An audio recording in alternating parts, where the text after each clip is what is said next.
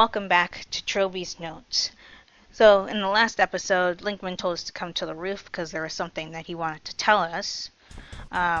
We unlocked the roof through the mannequin in the shadow world, so now let's go ahead and go through the door and see what Lenkmann wants. There's no one here. That's a little bit suspicious. Also, in the last episode, we found out more about the idol's story and about this wood that seems so central to it. But let's pick up this piece of paper here. Pick up paper. Oh, it's a flashback, okay. Clanbrown Island, July 28th AD, 1501. A sturdy tree, this. Took us from dawn to dusk, but we finally have it down. I'm tired, Father. 'Twas indeed clever of us to investigate this island, eh, boy? I have never seen such a gigantic oak, nor do I expect to again. But its wood shall keep us in the business of carpentry for years to come.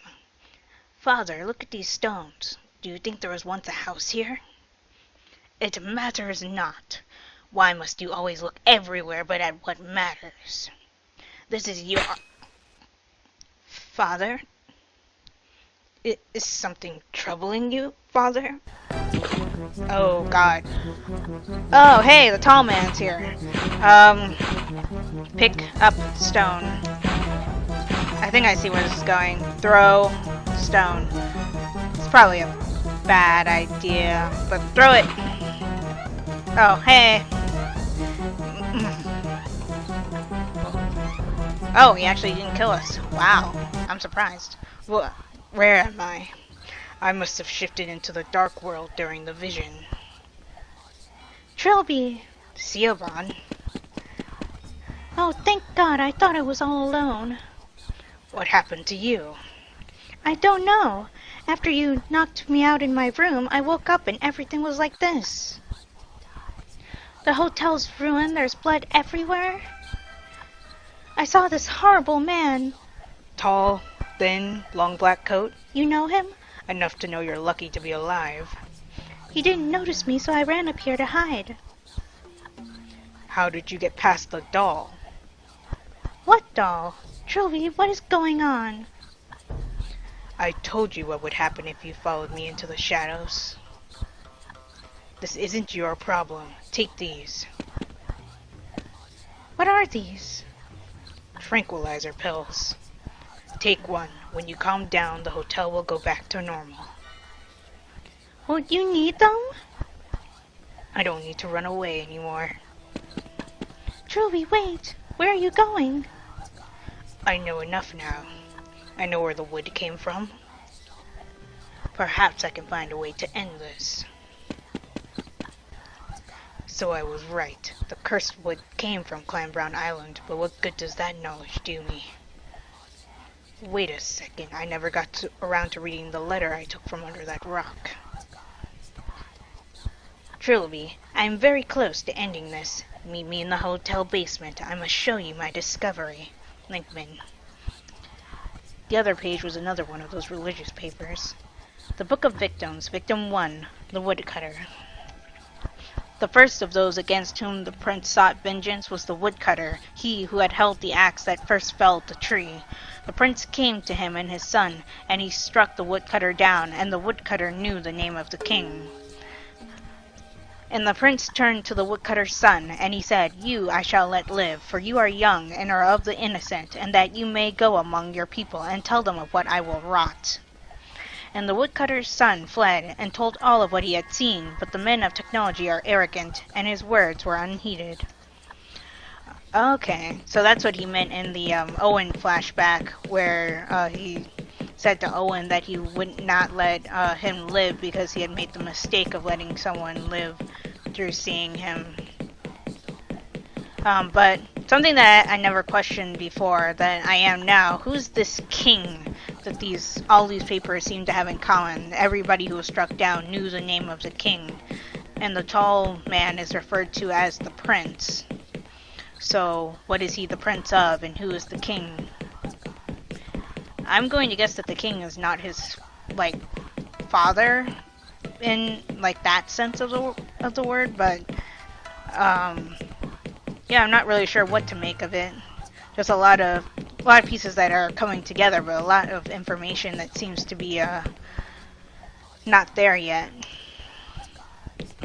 So we finally figured out what happened to Siobhan. She's not dead. That's great. And we gave her our tranquilizer pills because Trilby's Trilby's done running away from his problems. He's gonna face them head on, even if that means, certain death by the hands of the tall black man. Um, Tall black man. Tall man dressed in black is what I meant to say. But, yeah, this is the area that had the beetles that we had to give the meat to. And there's a hole over here in the wall that was not there before. So let's go through. Enter hole. Oh. Okay. Well, this looks not inviting at all. I'm guessing this is the tree from that last flashback that the woodcutter cut down. So look. I was in some kind of cavern dug out of the rock beneath the hotel. It seemed to be in a constant state of fluxing, flitting back and forth between the real world and its dark twin. I was certain that the gigantic stump in the middle of the floor had something to do with this. So, does that mean I touch it? I mean, that seems to be a common theme in this game. Touch, stump.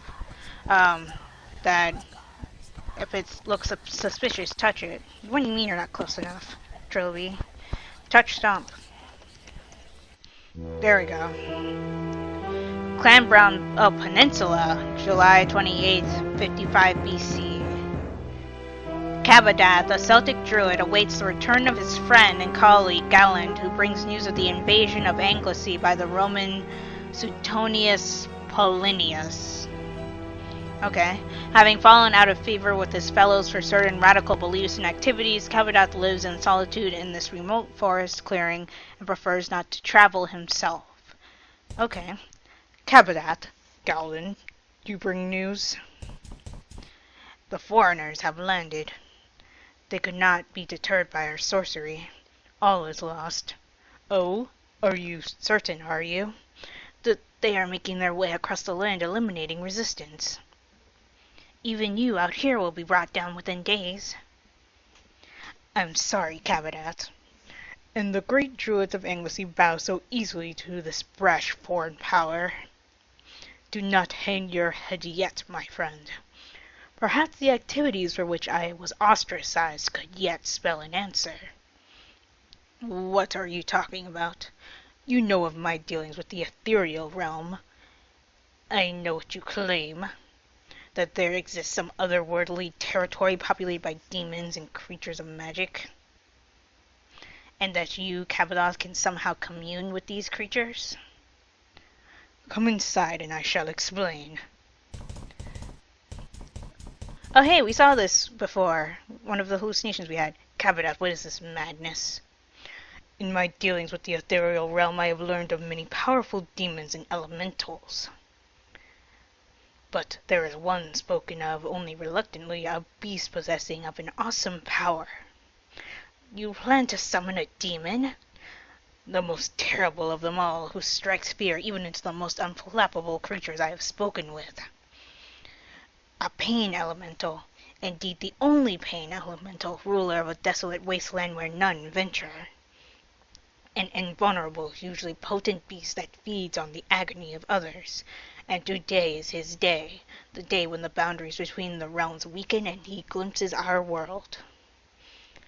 To bring him through at that point should be simple. Even you could conjure such a thing. How would you have it defend our land? I have much knowledge in the ways of magic. With the correct bindings, any demon can be forced to my will. I completed the preparations while I waited for your return. All that remains is the summoning. Cabadath, it pains me to see you build your hopes on such nonsense. Be silent and watch. You shall see your nonsense soon enough. In this hall of death, and by the light of Belenius's gift, I summon you. I bring you gifts to mark your path. I feed you with pain. I call you with madness. I summon you with the greatest loss. And I bind you by your true name, Chisel. By the gods, I have reached out to you through the void, Chisel. I command you by your true name. Show yourself. Capadot, please stop this. Show yourself! Oh god. By Tatatus, it's you! It is larger than I anticipated, but Chisel must obey the rules of magic. It is bound, I command it. How much you want to bet?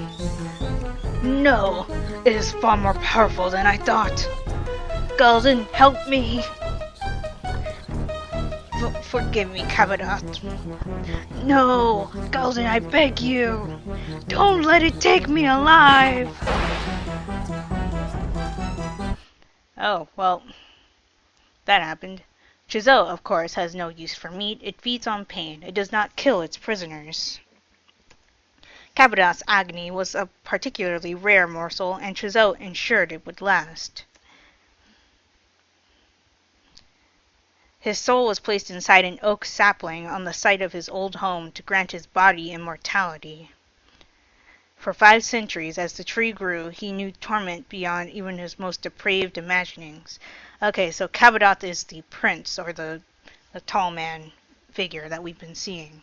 By then, his body was warped and his mind long fallen into soulless dementia. He was Chisel's, utterly and completely his slave. Trilby, Siobhan, you were supposed to leave. I couldn't, Abed, the professor, he's dead.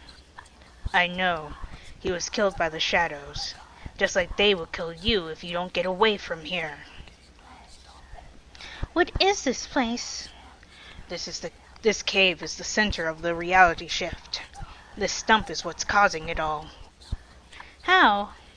It is the vessel for the soul of the tall man. Hey, guess who's joined the party? The acolyte of Chisel, Lenkmann. Nice to see a friendly face. Amazing, isn't it? Of all the things Sir Roderick could have murdered his son, he chose that idol. Placing the soul of John Defoe into the wood alongside Capadot's. Infusing the poor retard with Chisel's magic, allowing him to come back infinitely more powerful than before. Certainly pretty lucky. Lucky? Chisel had to wait 2,000 years for that opportunity. The opportunity to blend magic and science in a single entity. The opportunity to create the bridge. What are you talking about? The bridge between the realms, over which Chisel will cross into our universe and purify mankind. Our order has waited 200 years for the prophecy to be filled. You're not with the Ministry of Occultism. Who are you? 200 years ago, the prophet Jack Verhorn founded the Order of the Blessed Agonies. Since then, we have grown and watched and waited. It was only in recent years that the events foretold in the Book of Chisel began to occur. It mentioned John Defoe, and it mentioned you. Me? You were the one prophesied to guide the bridge keeper to his destiny.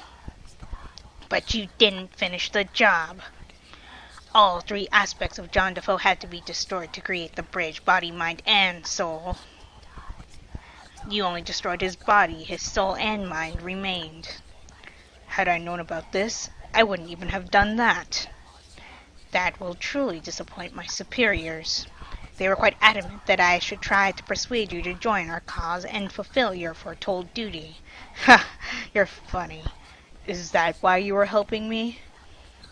They thought if I guided you through your visions and showed you the appropriate passages from our holy books, you'd understand the prophecy is real. And you honestly believed I'd join some insane cult just because you handed me some leaflets? Personally, no. Oh, what? Oh, God. A knife in my gut brought an explosion of ice-cold agony. I heard the pitter-patter of my blood on the rocky floor. Uh-oh. The pain, the surprise, and my exhaustion went together to cause an immediate unconsciousness. Oh, okay. I awoke to find myself splayed upon the stump, blood still slowly leaking from my wound. Well, this took a turn. In my injured state, I could barely move. My limbs refused to respond. I was as weak as a newborn. Lenkmann. Oh, good, you're awake. I was afraid you'd miss this. What are you doing? After your staggering ineptitude in full manner, the Order needed to nudge things along. We need a connection to Giselle to help administer his coming. And today might be the only opportunity we have all year to summon the Tall Man. You're going to bring that thing into our world? With the standard ritual of the Blessed Agonies and an offering. After he takes your life, he will be grateful to us. And then he will guide us to our destiny. So why did you stab me? What if I'm already dead by the time he gets here? You won't be. Men like you, Trilby, die on their own terms. They don't weakly let their life slip away from one measly knife wound. Hush now. Kabadath is coming. Can I save? I can't save. Okay.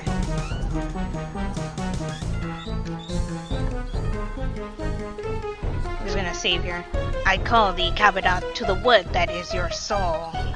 I call thee from the north. I'm not entirely sure what I'm supposed to do. I called thee from the east.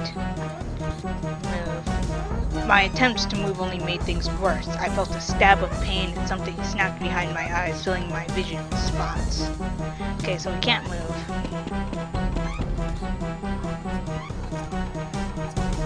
I call thee from the south.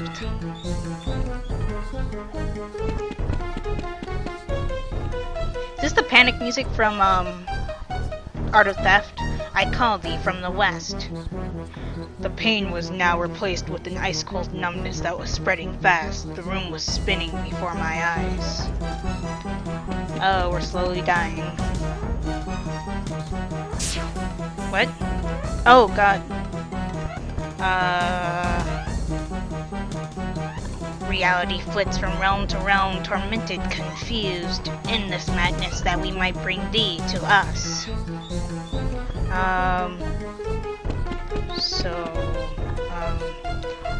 It was becoming harder and harder to breathe. Air rattled in and out of my lungs like a buzzsaw. End it, Kabadath. And what?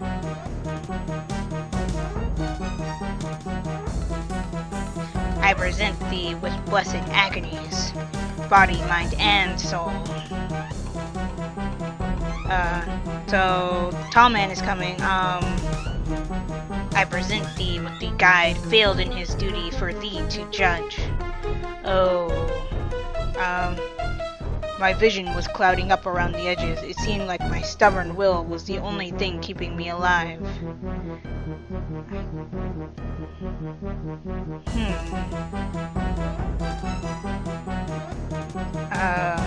Come. I want to try something. Die. Or died. Okay. I think that's what I was supposed to do. Come. Whew, not a second too soon.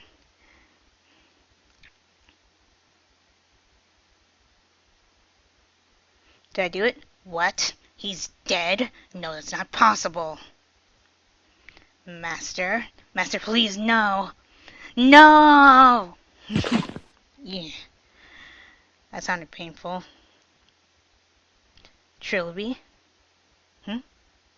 What's happening? Go back, Trilby. You cannot rest yet.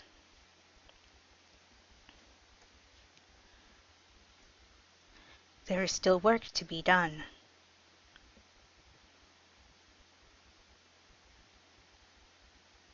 Do we live? We live! Oh, wow.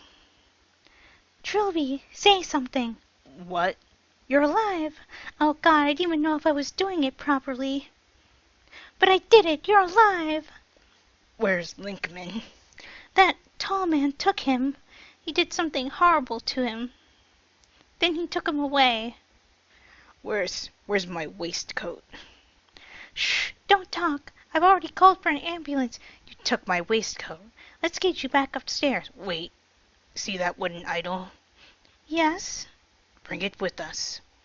Wrap it tightly in clothes and bring it with us. Don't let it touch your bare skin. Okay. Aw, fangirl, she took our waistcoat. And now it sits across from me. The reality shift had cleared and we were free to leave. The STP cleanup crew arrived with the ambulance. No trace of a bed or the hotel staff was found. Officially, they'd been classified as unexplained disappearances. Lenkmann and the tall man seem to have also vanished, which does not surprise me in the least. Siobhan signed the official secret acts, and last I heard is staying with her parents to recuperate. Official secret acts? Which just leaves me to write up my notes with the idol that haunts my dreams gazing at me from across my desk. So what are you going to do with it? Every instinct in my being wants to burn it to ashes and grind them into the dirt, but I do not. Lenkmann spoke of a prophecy that the destruction of John Defoe's soul would somehow help him and the Order summon their dark god. So if I destroy the idol, they win. But what else can I do? I certainly can't keep it. I know from experience that it leaks malevolent influence like a broken pipe leaks water. Good point. The only other option is to hide it, but where can I hide such a thing and ensure that it is never found again by human hands? That is a good question. I shall have to think about this. Trilby, 29/7/1997.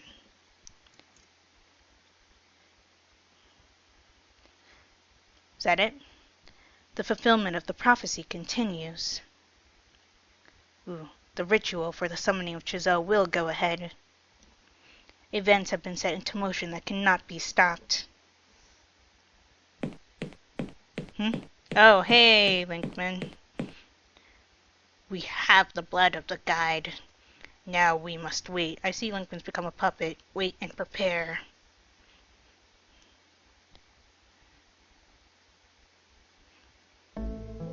And that's the end. Wow, it's been a journey. 1. At this time there came a man from the land of technology, and though his wisdom was great and his power advanced, he had the willfulness of his fellows, and so he was the arrogant man.